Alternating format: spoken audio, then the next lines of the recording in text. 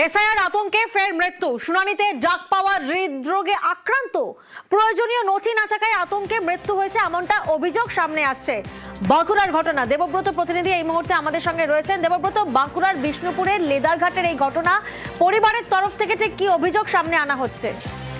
একদমই, দেখো, পরিবারের পক্ষ থেকে যেটা জানানো হচ্ছে যে এসআইআর এর যে ফর্ম, সেই ফর্ম তিনি ফিল আপ করেছিলেন, সেখানে 2002 এর যে নথি, সেই নথি তিনি দেখাতে পারেনি। এরপরেই স্বাভাবিকভাবেই তাকে নোটিশ করা হয়, নির্বাচন কমিশনের পক্ষ থেকে শুনানিতে ডাকা হয়। আগামীকাল অর্থাৎ 2রা জানুয়ারি তার ডেট ছিল শুনানিতে। প্রয়োজনীয় নথি নিয়ে তাকে যেতে বলা হয়েছিল। আর এরপরেই কিন্তু আতঙ্কে কুড়ে কুড়ে খায় ওই বৃদ্ধাকে। স্থানীয় পঞ্চায়েত সদস্যের কাছেও তিনি বারবার গিয়েছিলেন। তিনি দাবি করেছিলেন তাকে যেন কোনো ডকুমেন্ট দেওয়া হয়, তার নাম কেটে গেলে তিনি কি করবেন, এই নিয়ে কিন্তু দীর্ঘদিন ধরে আতঙ্কে ভুগছিলেন। স্থানীয় এবং পরিবার এও জানাচ্ছে, বেশ কয়েকবার তিনি বলেছেন তিনি আত্মহত্যা করে নেবেন, কারণ তার যদি নাম না থাকে, তার যদি নাম কেটে দেয়, তিনি কোথায় যাবেন, এই একরাশ আতঙ্ক তাকে তাড়া করে বেড়াচ্ছিল। অবশেষে গতকাল বিকেল বেলায় তার হৃদরোগে আক্রান্ত হয়ে মৃত্যু হয়। পরিবার দাবি করছেন শুধুমাত্র এসআইআর এর কারণেই কিন্তু এই মৃত্যু, এসআইআর এর জন্য চিন্তিত হয়ে তার মৃত্যু হয়েছে। বেশ, হার্ট অ্যাটাক করে মারা গেছে। নোটিশে এসেছিল, ডেকেছে 2 তারিখে যাবার, ঠিকও হলো। আমরা চারিদিকে ওই টেনশন ঢুকে গেল। ওইটি যেমনি শুনল যে আমার তার আর কিছু নাই, আমার নাম নাই, আমি কাগজ পেলুম, আমার নামটাই আর হলো নি নাকি, ওইটা টেনশনটা আর হয়। বিচলিত ছিল না, আমার আর ডেট নেই, হ্যাঁ নাম কাটা যাবে, সবাই ভয় খাওয়াচ্ছে, এসে আত্মীয় বাদ চলে যাবে, ক্যাম্পে থাকতে হবে, সব ইত্যাদি বলছিল। তো আমি তবু আশা দিয়েছিলাম যে তোমার কোনো চিন্তা নেই, বিষয়টা আমি প্রধানের সাথে কথা বলছি। এই এসআইআর এর ঘটনা নিয়েই তো আজকে হার্টফেল করলো। জায়গার নাম হঠাৎ পল্লী, মেদিনীপুর শহরে। স্থানীয়দের দাবি, এখানকার বেশিরভাগ বাসিন্দাই বাংলাদেশি। তাদের মধ্যে 170 জনকে ডাকা হয়েছে এসআইআর শুনানিতে। এই নিয়েই উদ্বেগ, চলছে তরজাও।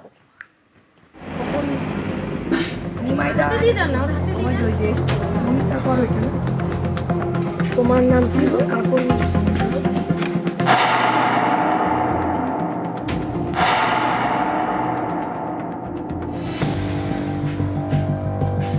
এসআইআর শুনানিতে নাম, তাই নোটিশ ধরাচ্ছেন বিএলও মেদিনীপুর শহরের হঠাৎ পল্লীতে।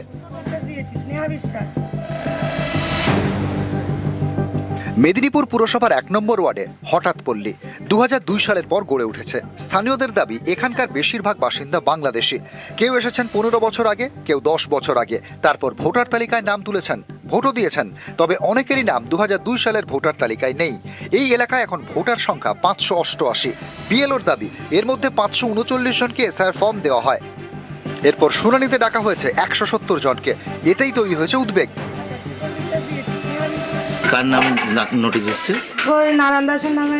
আমাদের জন্ম এখানে না, আমাদের বাংলাদেশে জন্ম, আমরা বাংলাদেশে তচ্ছে চলে গেছি। আগুনে পুরা ঘর বাড়ি ভেঙে দিছে, ঘর বাড়ি আগুনে পুড়িয়ে গেছে। আমরা কি করবো সেখানে থেকে? সরকারের কাছে কি আবেদন করবেন? আমরা সরকারের কাছে যা দেখতে আছে, আমরা এখানে থাকবো, সরকারের কাছে আমরা দিয়েছে 15-20টা তো দিলাম।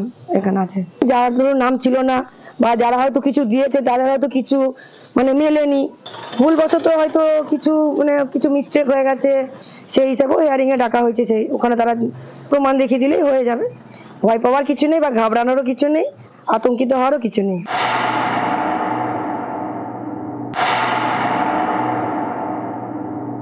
বিজেপির দালালি করতে গিয়ে পুরো প্রক্রিয়াটাকে 2 মাসে কমপ্লিট করতে চাইছে, যার দরুন প্রচুর ভুল হচ্ছে। এরকমই 1 নম্বর ওয়ার্ডের হঠাৎ পল্লীতে অনেক মানুষের কাছে নোটিশ এসছেন। আমি তাদেরকে আশ্বস্ত করতে চাইছি দলের পক্ষ থেকে, নিশ্চিন্তে থাকুন, তৃণমূল কংগ্রেস কোনো বৈধ ভোটারের নাম যাতে বাদ না যায় সেই দিকে তীক্ষ্ণ নজর রেখেছে। হঠাৎপল্লী এলাকার সমস্ত বাংলাদেশ থেকে আসা হিন্দুদেরকে আশ্বস্ত করছি যে আপনারা বিভ্রান্ত হবেন না, আমাদের কারো নাম বাদ যাবে না। তৃণমূলের নেতাদের কথায় দয়া করে কান দিবেন না। আপনারা সিএতে অ্যাপ্লাই করুন, আপনাদের গ্যারেন্টি দিচ্ছে বিজেপি, গ্যারেন্টি দিচ্ছে ভারত সরকার, আপনাদের নাম ভোটার লিস্টে থাকবে। মেদিনীপুর থেকে শোভন দাস, নিউজ 18 বাংলা। আর নজর রাখবো এবার খড়দার দিকে। খড়দায় সেখানে দোকানে লুটপাট। খড়দার সূর্য সেন নগরে দুষ্কৃতীদের তাণ্ডব। দোকানের তালা ভেঙে টাকা মালপত্র লুটপাট করা হয়েছে, এমনটা অভিযোগ সামনে আসছে। সুবীর প্রতিনিধি এই মুহূর্তে আমাদের সঙ্গে রয়েছেন। সুবীর, ঠিক কি ঘটনা ঘটেছে? দেখো, খড়দহ সূর্যসেন নগর এলাকাতে স্টেশন রোড, একদম খড়দহ স্টেশন রোডের ওপরে একটি দোকানে কিন্তু রাতের অন্ধকারে দুষ্কৃতীরা তাণ্ডব চালায় এবং লোহার শাবল দিয়ে দোকানের 3টি তালা ভাঙে এবং ভেঙে ভেতরে ঢুকে নগদ টাকা সহ কিন্তু জিনিসপত্র কিন্তু লুটপাট করে নিয়ে কিন্তু চক্কর দেয় দুষ্কৃতীরা। এবং দোকানের সামনে খড়দহ থানার যে সিসিটিভি, সেই সিসিটিভি কিন্তু লাইট পোস্টে লাগানো সত্ত্বেও সেই সিসিটিভি অকেজ অবস্থায় রয়েছে, এমনটাই কিন্তু দাবি ব্যবসায়ীদের। এবং ব্যবসায়ীরা কিন্তু ঘটনা ছড়াব হয়েছে, কারণ দুষ্কৃতীরা এভাবে তাণ্ডব করে নিয়ে জিনিসপত্র লুটপাট করে নিয়ে চলে গেল। সেই জায়গাতে খড়দহ থানার যে সিসিটিভি, সেই সিসিটিভি যদি ঠিক থাকতো তাহলে দুষ্কৃতীদের গতিবিধি কিন্তু জানা যেত। সেই পুলিশের সিসিটিভি রক্ষণাবেক্ষণ হবে খারাপ, এবং এই নিয়ে কিন্তু নিরাপত্তাহীনতায় ভুগছে ব্যবসায়ীরা এবং তারা কিন্তু ছড়াব হয়েছে। একেবারেই সকালবেলায় দোকান খুলতে এসে দেখছি আমার দোকানে যত ভিতরে এটা ভাঙা ছিল, 2টো তালা ভাঙা আর একটা তালা ভেঙে পড়ে আছে, ওটা খুলতে পারছি না। তারপরে এটা সরালাম, চোরকে হুকি মেরে দেখছি আমার টার্গেট আমার তো কী নেবেন, এগুলো সব সিগারেটের প্যাকেট নিয়ে গেছে। আর ক্যাশ আমি একটা 17,000 টাকা রেখে গেছিলাম, ওইটা নিয়েছি। আর কিছু কয়েন ছিল, 10 টাকার কয়েন, গোটা 200-300 টাকা। হ্যাঁ, দোকান ভেঙে পুরো ঢুকে গেছে। জীবনে আমার এই হয়নি। দোকানের সামনে তো থানার সিসিটিভি লাগানো আছে, এখন বলছে তো বলছে ওইটা বলছে এখন চলে না। সায়েন্স সিটির কর্মী সভায় তাঁর হুঙ্কার, বাংলায় এবার বিজেপি সরকার গড়বে।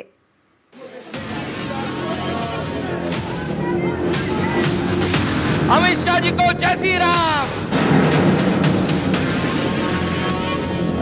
अमित शाह जी स्वागतम। বুধবার 2025-এর শেষ দিনে সায়েন্স সিটিতে বিজেপির কর্মী সভা।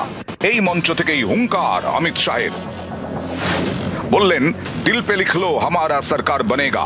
যেই প্রার্থী হন তাকে জেতাতে হবে, সকলকে ময়দানে নামতে হবে। মঙ্গলবারও অমিত শাহের গলায় ছিল একই সুর। बीजेपी सरकार का संकल्प 15 अप्रैल 2026 के बाद जब भाजपा सरकार बनेगी, बंग गौरव, बंग संस्कृति, उसके पुनर्जागरण की हम फिर से शुरुआत करेंगे। বুধবার বিজেপি কর্মী সভায় শাহ বলেন, দিল পে লিখলো হামারা সরকার বনেগা। উনি এবারে পশ্চিমবঙ্গ জয়ের মন্ত্র নিয়ে এসেছিলেন, সে মন্ত্র তিনি আমাদের দিয়ে গেছেন। ওনার কথা উনি খুব মন থেকে বলেন এবং প্রধানমন্ত্রীজিও তাই। ওরা খুব অন্তর থেকে কথা বলেন এবং এমনি এমনি কিছু বলার জন্য বলেন না। দিল পে লিখো ইসবার হামারা সরকার। দিল পে লিখো। কলকাতায় বিজেপির 4টে সাংগঠনিক জেলা, কলকাতা উত্তর, কলকাতা দক্ষিণ, কলকাতা শহরতলি এবং যাদবপুর। বিজেপির এই 4টে সাংগঠনিক জেলার মধ্যে পড়ে 28টি বিধানসভা আসন। 21-এর বিধানসভা ভোটে এই 28টির আসনের মধ্যে একটিতেও জিততে পারেনি বিজেপি। এবার 26-এ কি হবে টার্গেট বেঁধে দিলেন অমিত শাহ। তিনি বলেন, কলকাতার 28 আসনের মধ্যে 20টি চাই। কলকাতায় যে 4টে আমাদের জেলা আছে, সেই 4টে জেলায় 28টা সিট। সেই 28টা সিটের মধ্যে 20-র অধিক সিট বিজেপিকে জিততে হবে। এটাই অমিত শাহর আহ্বান। সারা বাংলা জিতে আসবে, আর এখানে যদি না জেতে তাহলে জেতাটা তো সম্পূর্ণ হলো না। আর এই বাংলার জেতাটা শুধু বাংলা সরকারের পরিবর্তনের জন্য নয়, সারা দেশের পক্ষে একটা গুরুত্বপূর্ণ অধ্যায়। সায়েন্স সিটির মঞ্চ থেকে অমিত শাহ বলেন, পশ্চিমবঙ্গে 2টো জিনিস ভয়ঙ্কর, একটা অনুপ্রবেশ আর একটা দুর্নীতি। কলকাতাও নিরাপদ নয়। দিনে দিনে অনুপ্রবেশকারীদের দাপট বাড়বে, তখন আপনারা বিপদে পড়বেন। এই অবস্থা থেকে বাঁচতে হলে সরকারকে উপড়ে ফেলতে হবে। অনুপ্রবেশ এবং দুর্নীতি নিয়ে বাড়ি বাড়ি প্রচার করতে হবে। উনি বলেছেন, ত্রিপুরাতে সমস্ত বর্ডার সিল, সেখান থেকে বাংলাদেশি অনুপ্রবেশ ঢুকতে পারে না। আসামে পুরো সিল করে দেওয়া হয়েছে, ঢুকতে পারছে না। একমাত্র পশ্চিম বাংলায় 380 কিলোমিটার এরিয়া যেখানে তৃণমূল কংগ্রেস বেড়া দিতে দিচ্ছে না, সেইখানে দলে দল অনুপ্রবেশকারীরা ঢুকছে। এই কারণে আপনারা প্রতিজ্ঞা নিন যে আজ থেকে কাউন্টিং পর্যন্ত আপনারা পুরো জমিতে বসে লড়াই করবেন, এক চুলো জমি ছাড়বেন না। এটাই মূল আহ্বান অমিত শাহ। সায়েন্স সিটির আগে এদিন সল্টলেকের হোটেলে দলীয় সাংসদ এবং বিধায়কদের নিয়ে সভা করেন অমিত শাহ। সেখানে তার বার্তা, একাধিক বিধায়কের আসন বদল হতে পারে। টিকিট পেতে আগামী 2 মাসে যোগ্যতা প্রমাণ করতে হবে। নিজের এলাকায় বিধায়কদের আরো বেশি কাজ করতে হবে। সপ্তাহে অন্তত 4 দিন বিধানসভা এলাকায় থাকতে হবে বিধায়ককে। সপ্তাহে অন্তত 5টি পথসভা করতে হবে। বিধায়ককে সামনে রেখেই সকলকে ঝাঁপাতে হবে। নিউজ 18 বাংলা।